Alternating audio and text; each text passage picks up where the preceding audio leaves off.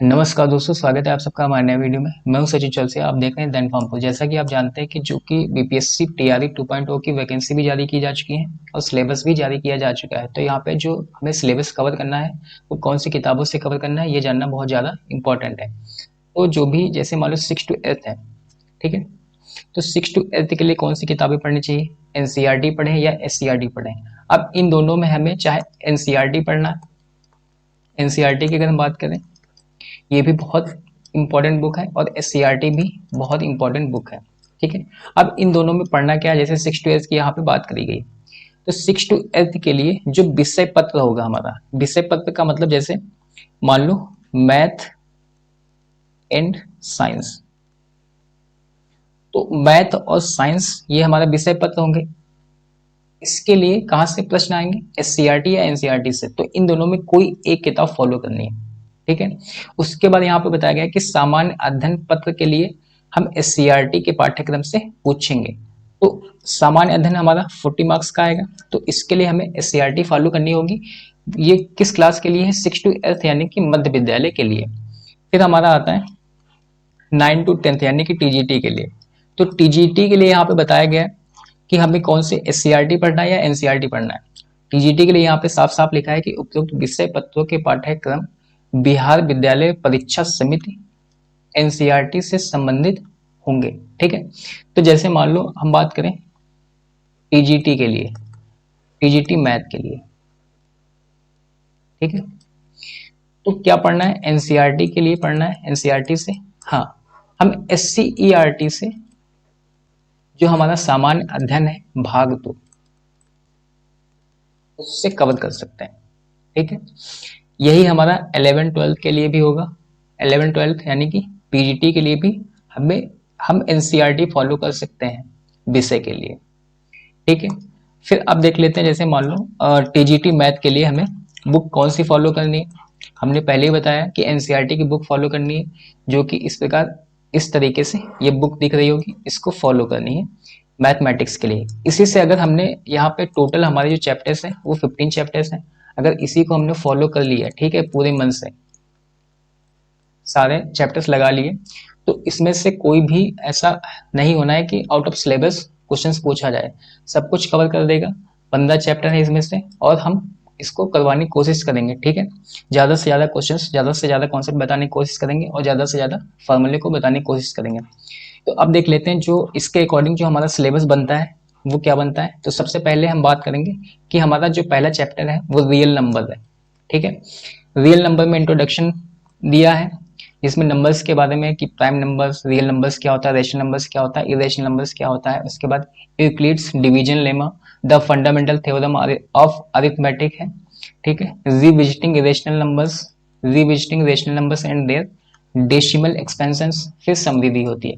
तो इंपॉर्टेंट क्या है कि रियल नंबर में हमारा रेशनल नंबर्स क्या होता है, इरेशनल नंबर्स क्या होता है, कैसे क्या, एलसीएम एचसीएफ भी इंपॉर्टेंट है। फिर आता है हमारा पॉलिनोमियल्स, पॉलिनोमियल्स के बारे में बताया गया है, नंबर ऑफ जीरोस कितने होंगे, रिलेशनशिप क्या होती है नंबर ऑफ जीरोस के बीच में, और कोएफिशिएंट क्या होता है, यही सब चीजें इसमें पॉलिनोमियल में बताई गई हैं, ठीक है। फिर तीसरा चैप्टर हमारा आता है pair of linear equation in 2 variables, ठीक है। चौथा चैप्टर हमारा आता है क्वाड्रेटिक इक्वेशन। अब यहाँ पे इसके पहले अगर हम बात करें तो जो भी हमारा algebraic method of solving pair of linear equation है, तीनों मेथड है यहाँ पे, सब्स्टिट्यूशन मेथड, एलिमिनेशन और क्रॉस मल्टीप्लिकेशन मेथड है, ठीक है। फिर हमारा यहाँ पे आता है क्वाड्रेटिक इक्वेशन। क्वाड्रेटिक इक्वेशन के बारे में बताया गया है कैसे क्या सॉल्व करनी है, किस मेथड से सॉल्व करनी है। फिर आता है हमारा रूट्स के बारे में बताया गया, नेचर ऑफ रूट्स। फिर पांचवा चैप्टर हमारा आता है अरिथमेटिक प्रोग्रेशन, इससे भी क्वेश्चंस पूछे गए थे, ठीक है। अभी जो बीपीएससी का अगस्त में एग्जाम हुआ है उसमें अरिथमेटिक से बहुत सारे क्वेश्चंस पूछे गए, लगभग 5 से 8 प्रश्न पूछे गए, ठीक है। फिर हमारा आता है ट्रायंगल। ट्रायंगल में हमारा similar figures, similarity of triangles, criteria of similarity of triangles, area of similar triangles and Pythagoras theorem से पूछे गए क्वेश्चंस। फिर आता है कोऑर्डिनेट ज्योमेट्री। कोऑर्डिनेट ज्योमेट्री से भी क्वेश्चंस पूछे गए, जैसे distance formula, section formula, area of triangles, इससे अच्छे खासे क्वेश्चंस पूछे गए, ठीक है। और इसमें ट्रायंगल्स डिस्टेंस 2 पॉइंट्स के बीच में पूछी गई थी। लगभग 7 से 8 क्वेश्चंस इसमें भी कोऑर्डिनेट ज्योमेट्री से क्वेश्चंस पूछे गए बेस्ड ऑन फार्मूला।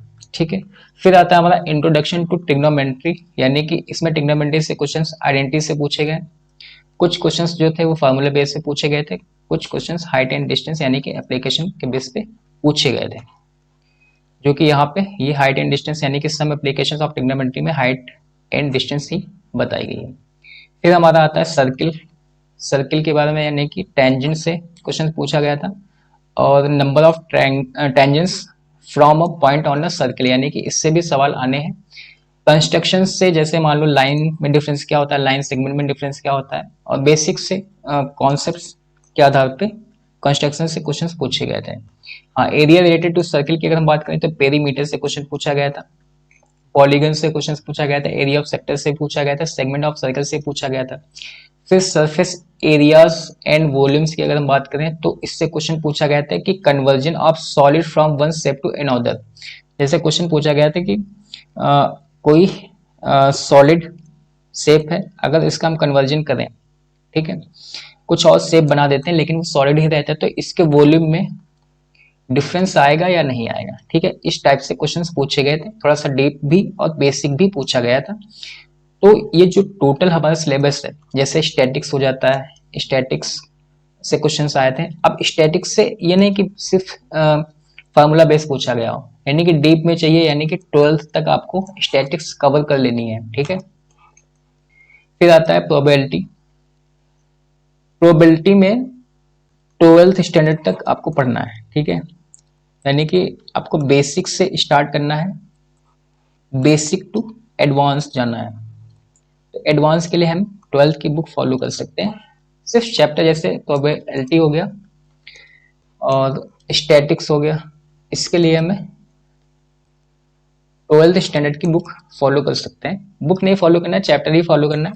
ठीक है, तो अब यही हमें देखना है, चाहे वो 6 to 8th हो, 6 to 8th के लिए भी यही हमें एनसीईआरटी फॉलो करनी है, और टीजीटी के लिए भी हमें एनसीईआरटी फॉलो करनी है, यही बुक।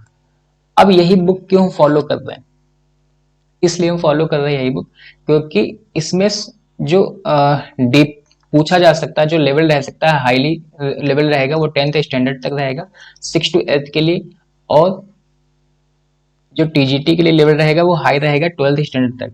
ठीक है, लेकिन जो सिलेबस रहेगा वो यही रहेगा सिलेबस।